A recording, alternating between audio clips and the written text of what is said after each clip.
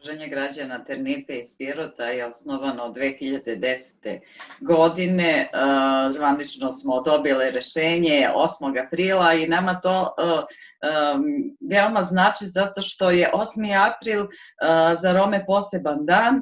Tada je bila prva konferencija Roma, proglašena himna, dobili smo naziv, zastavu, tako da smo prosto nekako povezani igrom slučaja, ali eto, Udruženje građana Ternipe od tada deluje i mi smo vidjeli da u Pirotu ima potrebe da radimo sa mladima, prosto njima da damo neku vrstu podrške u smislu provođenja kvalitetnog vremena, u smislu podizanja svesti o značaju obrazovanja i prva osnovna ciljna grupa sa kojima smo krenuli da radimo su upravo mladi, pa smo tako bili i evidentirani pri Ministarstvu omladine i sporta kao organizacija za mlade.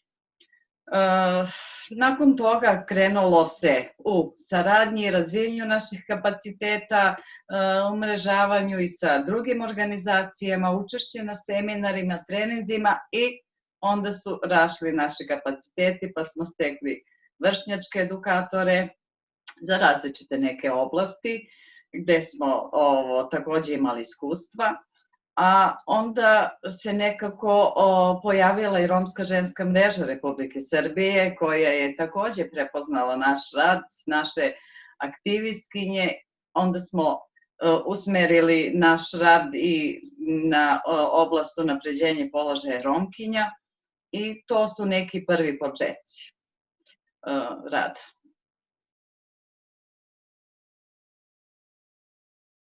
To su početci gde smo mi krenuli i prosto shvatili da moramo da učimo, da kroz kontinuirano učenje, umrežavanje, primena dobrih praksi i drugih organizacija mi možemo prosto da napredujemo. I to je ono što organizacije civilnog sektora pre svega moraju da imaju kao prioritet u svom radu, jer ko to ne prepozna i ne prati stalne neke tendencije nove, onda prosto ne može ni ostati u nevladinom sektoru. Stalno jačanje kapaciteta ljudskih resursa, ali pored ljudskih resursa, naravno, tu treba raditi na obezbeđivanju tehničke opremljenosti, obezbeđivanju prostora. To je osnova i ono početno sa čim jedna nevladina organizacija mora da raspolaže da bi mogla da radi i da sprovedi svoje ideje i aktivnosti. Jer ako, bez obzira vi možda imate ideja, možete da želite šta god hoćete, da pokrećete inicijative, ali osnovni uslovi su potrebni civilnom sektoru. Da li je na lokalnom nivou, da li gde god se nalazi ovo, da li je neformalna organizacija, bez obzira, opet treba da imate prostor, treba da imate kompjuter, treba da imate pristup internetu, treba da imate ljudske resurse, neko ko poznaje rad na računaru, neko ko zna da vodi financije, neko ko zna da zagovara, neko ko ima sposobnosti da predaje. Znači, skup, cela prosto organizacija jeste jedna nevladina organizacija. Kroz jačanje naših kapaciteta smo stekli znanje i iskustvo i krenuli u zagovaranju različitih politika. Radimo i u oblasti kulture, i volonterizma, i rodne ravnopravnosti, i političke participacije, zdravlja, diskriminacije.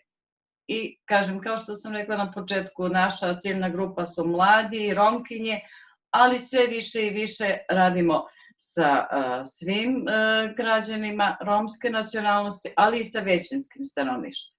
Tako da, kako se razvijaju kapaciteti, kako se stvaraju potrebe, tako prosto i participira ovo stanovništvo.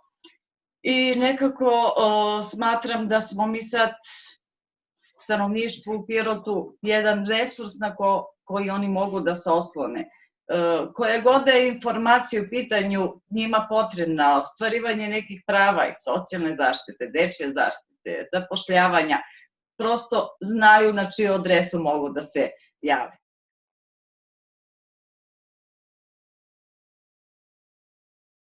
prvo sam rekla koliko je prosto potrebno napor uložiti da se stvori jedna organizacija koja stoji na čvrstim temeljima sa svim onim kapacitetima koji su potrebni. Onda ideja normalno čuje se, osluškuje se, mapira se potreba zajednice, pa se onda kreće prosto u zagovaranju i realizaciji nekih projekata koje je od značaja zajednici.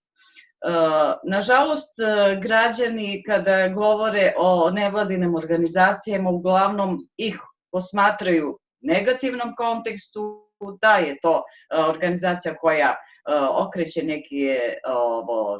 neka finansijska sredstva, da su to samo prazne priče ili ovako ili onako, da oni misle da nevladine organizacije tek tako njima donatori poklanjaju, obezbeđuju sredstva. Prosto ko nije u tom sistemu i ne zna kako se dolazi do finansijskih sredstava, određena grupa ljudi imaju takvo razmišljanje. Dok određena grupa ljudi koji su participirali u nekim programima, aktivnostima, koji su imali benefite, ne mora to da znači da je to materijalna neka podrška, neko je imao podršku kada smo imali neke humanitarne aktivnosti, pa je bilo tu i materijalne stvari. Ali vrlo je značajno kad roditelj vidi da mu dete pohađa sad predškolsku ustanovu, pa je socijalizovano, pa se drugačije ponaša. Eto, to su benefiti. Kada roditelji shvate da im se stvori mogućnost za zapošljavanje, pa pohađaju neku obuku za stručnu praksu, izađu iz kuće, dođu u neku instituciju kod privatnika da rade. Sve su to oni produkti naših projekata i onda vi vidite, prosto ti građani, ti korisnici percipiraju drugačije nevladin sektor i drugačije gledaju. Mi pokušavamo prosto da svim građanima predstavimo šta u stvari nevladin sektor radi. Zna se vladin sektor i s jedne strane da sprovodi zakone i sve. Nevladin sektor je taj koji radi monitoring. Da li se opšte mapira, da li se ti zakoni sprovode, šta je potrebno još, neke mere, neke nove inicijative. I eto, prosto na taj način želimo da predstavimo da je nevladin sektor u stvari predstavnik građana, ne kaže se za civilni sektor. Znači, tako da, kažem, podeljena su mišljenja, ali što se nas tiče, naše organizacije, 10-11 godina rada već sada, možemo da kažemo da smo onako organizacija koja je prepoznata od strane korisnika i da se vrlo rado odazivaju, da često zovu i da s jedne strane osjećamo čak neku odgovornost i obavezu da još tražimo neke programe, pogotovo za zapošljavanje.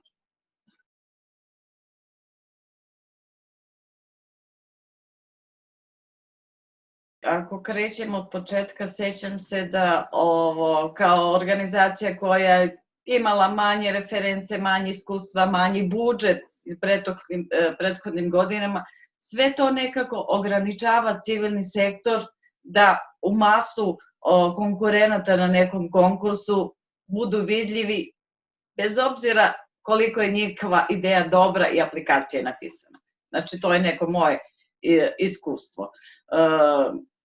Nažalost, donatori gledaju te reference, ali treba dati priliku i onima koji se prvi put prosto pojavljaju, jer najverovatnije imaju neke ideje, udružili su se, zbog toga su stvorili tu organizaciju, neformalnu grupu, bez obzira šta, a onda oni finansijski nisu kurentni kod donatora. Znači, to je prvo nešto što bi donatori trebali da sagledaju, upravo te nove inicijative, to su nove snage, nove ideje, pretpostavljam mladi ljudi koji žele da urade promenu i njima dati priliku.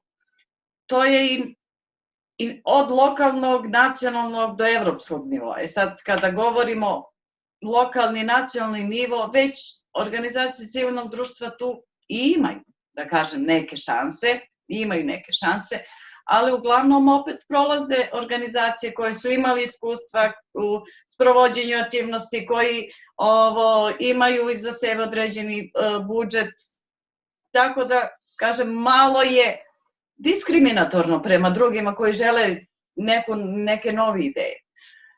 Što se tiče projekata kao što su IPA, prekogranična saradnja, tu je takođe veliko ograničenje, zato što civilan sektor treba da obezbedi 20% učešća da bi sproveo ovo projekat. Vi znate, nevladina organizacija nije profitabilna.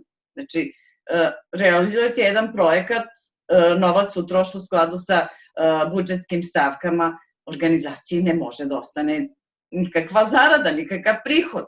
Odakle obezbediti 20% učešća i konkurisati za, na primjer, projekte prekogranične saradnje. Takođe, EU projekti i svi projekti gde traže sufinansiranje, onda je vrlo teško. Onda organizacije prosto pokušavaju sa nekim institucijama ili gradom da sa njima uspostave saradnju. Koliko je to za grad prioritet ideja neke nevladine organizacije, sve su to rizici, sve je to pitanje, sve je to ograničenost.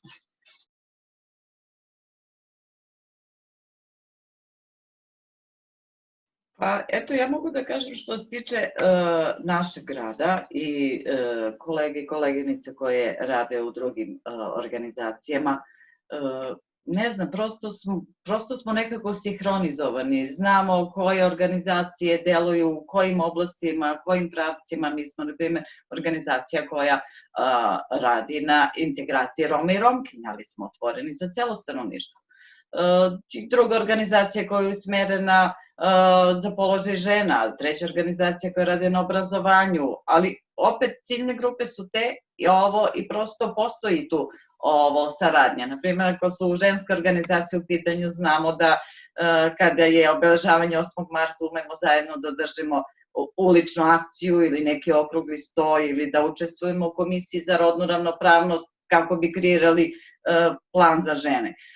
Kada se, na primjer, radi o deci, imamo lokalni akcioni plan za decu, tu su uključene civilan sektor i mi kao predstavnici Roma i organizacije koje predstavljaju sela, jer naravno tu ima dece.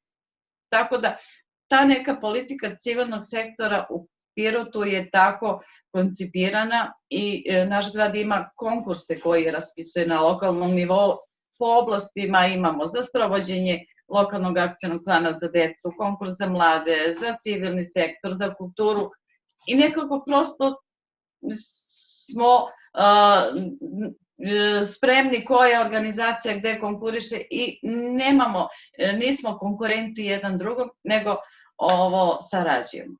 Sad što se tiče umrežavanja na nacionalnom nivou, svaka organizacija prepoznaje mrežu koja odgovara njenim ciljevima rada i oblastima. Rekla sam na početku da smo se mi priključili Romskoj ženskoj mreži Republike Srbije. Mi smo par godine koordinirajuća organizacija te mreže i opet u okviru te mreže radimo na unapređenju položaja Romkinja po principima, kodeksu koji ima ta mreža i tu dolaze do umrežavanja. Znači, upoznaju se partneri, organizacije, pojavi se neki konkurs, stvore se tu partnerstva i to je nešto što je dobro. Mi takođe sad imamo i regionalnu smo se umrežili, postoji Balkanska romska ženska mreža, što je još značajnije.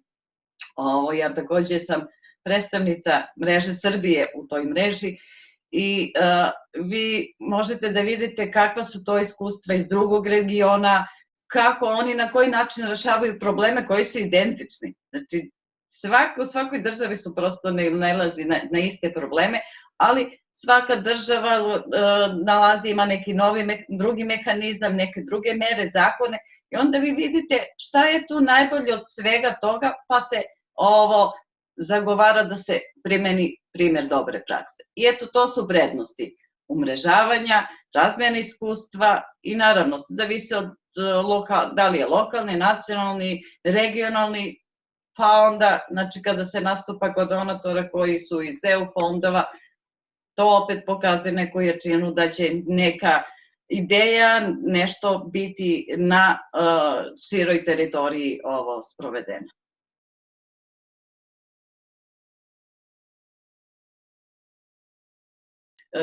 Nevladine organizacije su 2010. 12. 13. ovo sve više bile kao deo društva i sve više su se ljudi organizovali, tako da mislim da su tih godina pokrenuti neki pokreti, neke ideje i mogu da kažem da je lokalna samouprava, odnosno sada gradska uprava Pirot prepoznala značaj civilnog sektora i vi možete da vidite da u svim lokalnim telima su zastupljeni predstavnici civilnog sektora. U savetima, Savet za zdravlje, gde smo mi, na primjer, tu Savet za bezbednost, Komisije za rodnu ravnopravnost, radne grupe za izradu nekih strateških dokumenta. U zavisnosti od tela i oblasti, tako je uključen civilni sektor u Pirotu. Znači, civilni sektor je uključen u kreiranju i strateških dokumenta i donošenju mera, tako da mislim da smo opet stvarno primer dobre prakse i ovo što kažem da grad raspisuje konkurse, to pokazuje opet da brine o civilnom sektoru i da radi na održivosti tih strateških dokumenta, upravo to što je civilni sektor prepoznao ovo na terenu. To je primer dobre prakse i stvarno mislim da to svaka lokalna samouprava treba da primenjuje, jer civilni sektor zna šta je na terenu, koje su potrebne korisnika, saradnika, onda je kao predstavnik u tim radnim tijelima prenese, mapirane potrebe, predlože se aktivnosti, kada grad usvoji neki dokument ili budžetira, te mere se sprovode i upravo je civilni sektor je taj koji je posrednik između građana i donosioca odluka koji mogu da donesu neke mere i naravno da obezbede sredstva. To je sve dobro, dobro je uključiti se. S druge strane, to je još veća odgovornost i zadatak civilnog sektora. Znači, nikad tu nema kraja. Sve koliko god da ste uključeni i mislite da će to stati, ne, prosto postoje druge potrebe i treba održati taj kontinuitet. To je takođe jedna poruka civilnom sektoru.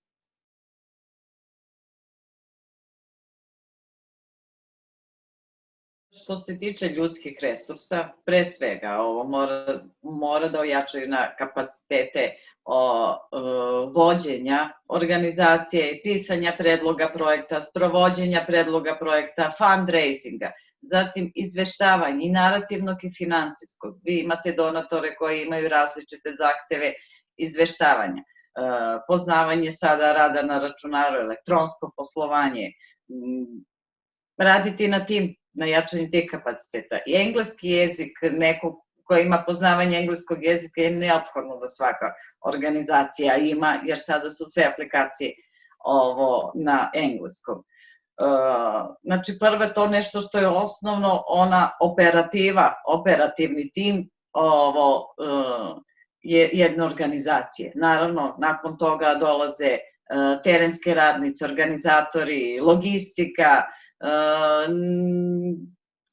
prosto vidite da svako ko radi i produkte, te aktivnosti se promovišu putem društvenih mreža, sajtova, izrada kratkih video sadržaja, fotografije, znači opet treba da imate i tehniku, a i neko ko će time da se bavi, da zabeleži sam taj rad. Ukoliko radite u nekim oblastima, kontinuirano, volonterizam, neko ko zna kako da usmerava volontere, trenere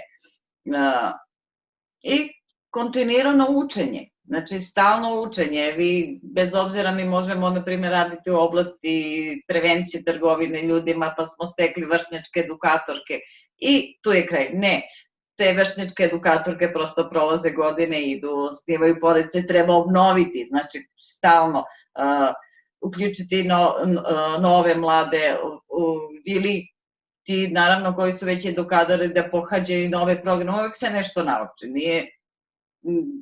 Ja, na primjer, i pišem projekte i radim javno zagovaranje, ali gde god je trening gde mogu da učestvujem, ja učestvujem i naučim uvek nešto novo. Tako da, to je prosto stalno učiti, dograđivati se, ali je potrebno, što se tiče ljudskih resursa, od poznavanja finansija, pisanja predloga projekta, izveštavanja, sada sve više evaluacije i monitoring koji je veoma potreban.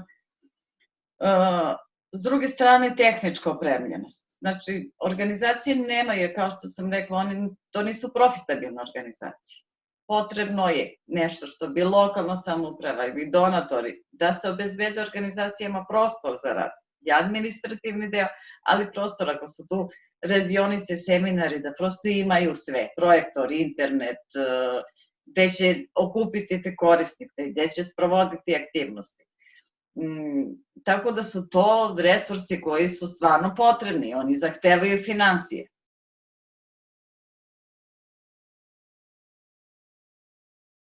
Upravo je to princip solidarnosti koji deluje u okviru Romske ženske mreže Srbije. Kada nam se priključi nova članica, mi smo tu da joj pomognemo i kako da se snađe, da pošalje mailove, kako da dobije mailove, kako u stvari da otvori mail, od onog početnog. Pa onda kako da radi na terenu, koje su te aktivnosti. Znači, ukoliko mi imamo neku veću aktivnost, mi tu organizaciju priključujemo i onda joj pomožemo. I u realizaciji, u izveštavanju, kasnije, kako ima na lokalu nešto u njenom gradu, pričam sa teritorije cele Srbije, ako ima neki konkurs, tu smo da pomognemo u aplikaciji, da podnese, kada dobije, da implementira i onda tako dok ta organizacija malo ne ojača, bude samostalna i onda već spremna da krene.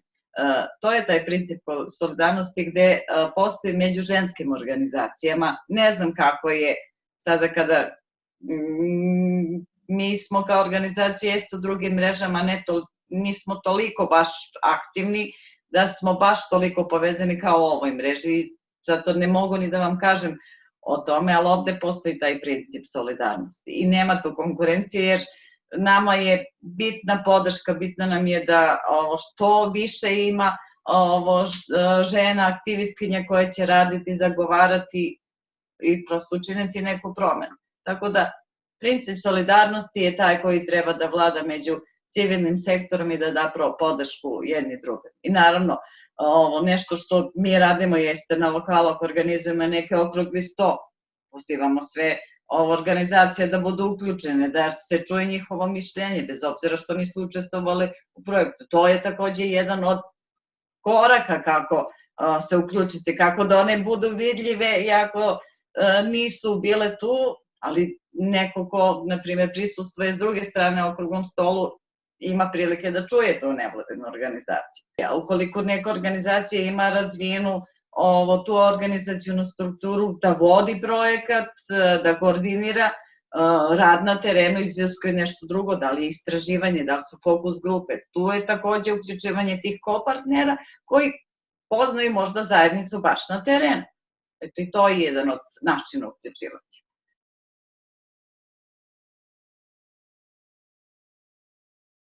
Kad je projekat u pitanju, vi imate plan aktivnosti, vremenski okvir,